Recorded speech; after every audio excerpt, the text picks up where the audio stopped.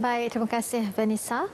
Tumpuan lintas langsung dari negeri di bawah bayu pula berkaitan isu pembunuhan gajah pigmi serta perkembangan banjir semasa. Jadi Rita Aloysius Malik di RTM Kota Kinabalu sedia dengan laporannya. Silakan Rita.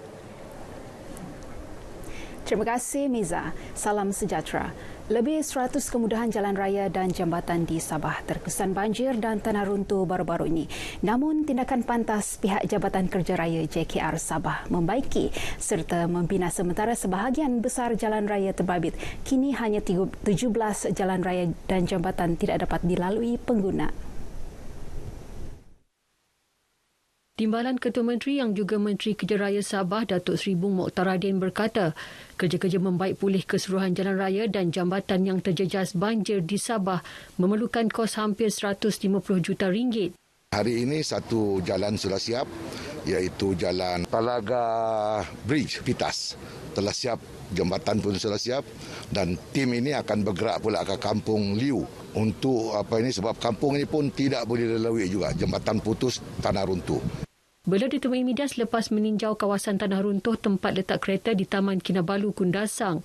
Sementara itu, Datuk Seri Bung Mokhtar memaklumkan pembinaan semula kawasan tanah runtuh Taman Kinabalu dianggarkan menelan belanja 40 juta ringgit. Beliau berkata kementeriannya akan berkolaborasi dengan pelbagai agensi untuk melakukan kajian terperinci pembinaan semula kawasan runtuhan tempat letak kereta Taman Kinabalu. Kerjasama itu termasuk pihak Kementerian Pelancongan Kebudayaan dan Alam Sekitar Sabah serta Geologi. Sementara itu, Timbalan Ketua Menteri Sabah yang juga Wakil Rakyat Kundasang, Datuk Dr. Joachim Kusalam dalam kenyataan berkata, pelan pembangunan pusat-pusat peranginan di kawasan tanah tinggi terutama di daerah Ranau perlu dikaji semula bagi memastikan ia tidak mengundang bencana. Ia penting bagi menjamin keselamatan pengunjung dan pengguna. Susulan kes kematian gajah di Tongod, Menteri Pelancongan Kebudayaan dan Alam Sekitar Sabah Datuk Jafri Arifin berkata, kerajaan memandang serius kes tersebut kerana ia bukan sahaja melanggar undang-undang, malah menjejaskan spesies yang dilindungi berkenaan. Ketika ditemui media di Kundasang, Datuk Jafri berkata jabatan maupun agensi terlibat diarah menjalankan siasatan terhadap kes tersebut yang dipercayai dilakukan oleh pihak tidak bertanggungjawab.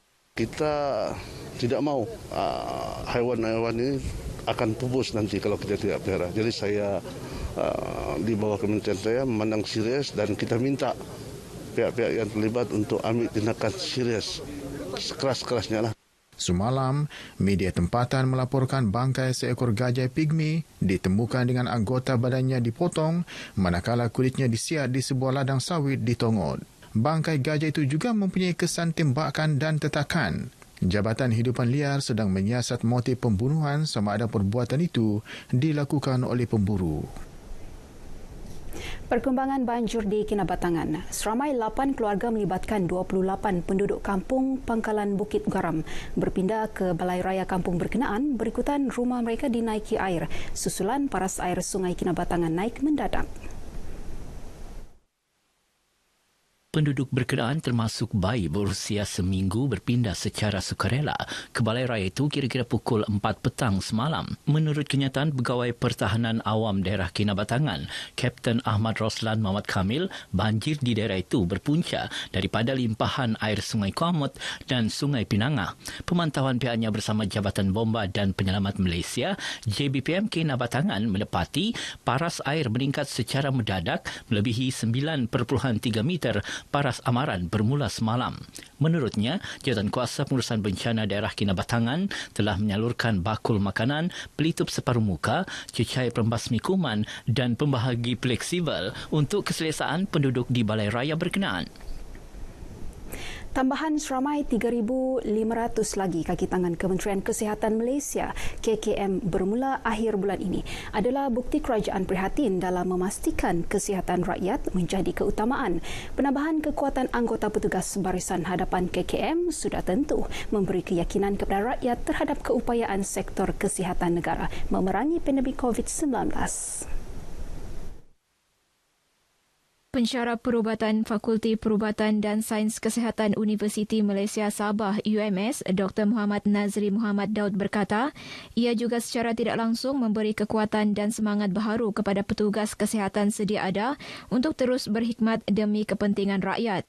Di dalam situasi COVID-19 yang masih tidak menentu, sudah tentulah suntikan seperti ini memberi galakan bagi memastikan kelangsungan perkhidmatan kesihatan yang sentiasa cemerlang dan sentiasa mencapai kualiti yang diharapkan. Beliau dihubungi pemberita RTM di Kota Kinabalu bagi mengulas mengenai inisiatif khusus untuk memerangi pandemik COVID-19 dalam pakej bantuan perlindungan ekonomi dan rakyat Malaysia Permai. Dalam perkembangan sama, Dr. Muhammad Nazri melihat bantuan sekali bayar RM500 kepada petugas Barisan Hadapan Kesihatan dan RM300 kepada petugas Barisan Hadapan lain bermula suku pertama tahun ini, sedikit sebanyak akan memberi suntikan semangat kepada mereka dalam melaksanakan tugas memerangi pandemik COVID-19. Bantuan itu merupakan tambahan kepada allowance khas COVID-19 sebanyak RM600 sebulan yang diberikan sejak Mac lalu. Komitmen petugas Barisan Hadapan dalam mendepani penularan pandemik COVID-19 di negara ini wajar dipuji. Mereka sanggup mempertaruhkan nyawa demi memikul amanah yang diberi demi untuk memastikan keselamatan dan kesihatan rakyat terus terjaga. Semestinya pengorbanan petugas Barisan Hadapan sangat dihargai rakyat. Orang ramai yang ditemui RTM mengakui usaha yang dilaksanakan kerajaan dan petugas Barisan Hadapan untuk memutuskan rantaian pandemik COVID-19 di negara ini hanya sia-sia jika tiada kerjasama orang ramai dalam mematuhi prosedur operasi standard SOP yang ditetapkan. Sejak PKP fasa pertama lagi, diorang memang bekerja keras untuk membendung COVID. Diorang pun orang biasa juga penuh dengan stres apa semua, tapi diorang dah peduli dengan diri diorang sendiri tu demi keselamatan semua. Diorang sanggup bekerja lebih masa. Memang kita rakyat Malaysia kena berterima kasih kepada frontliner kerana apa? Diorang telah mengorbankan masa, bukan saja masa diorang, jiwa diorang punya kesihatan bagaimana untuk hanya membendung COVID-19 ini kan. Dan begitu juga rakyat Malaysia teruskan kita ni bekerjasama untuk mengikuti SOP. Diorang tidak pernah berputus asa pun walaupun diorang pun kena ada cukup rehat dan ada juga keluarga diorang menunggu di rumah. Tapi disebabkan diorang mau menyelamatkan negara kita, rakyat kita daripada COVID ni, diorang tetap turun padang, diorang tetap rawat semua and tanpa berputus asa. Kalau tiada ni frontliners mungkin rangkaian COVID-19 belum lagi dapat dikawal. Jadi harapan saya kepada semua penduduk di Keningau dan seluruh Malaysia supaya mengikuti SOP dan saranan kerajaan untuk memutuskan COVID-19 di seluruh Malaysia.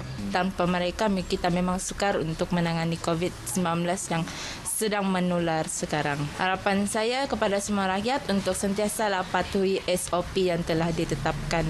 Terima kasih kepada Barisan Hadapan yang menjaga demi rakyat Malaysia. Baik saudara, sekian berita dari Sabah petang ini. Terus amalkan penjagaan kesihatan terbaik. Bersama-sama cegah pandemik COVID-19. Kembali bersama Miza.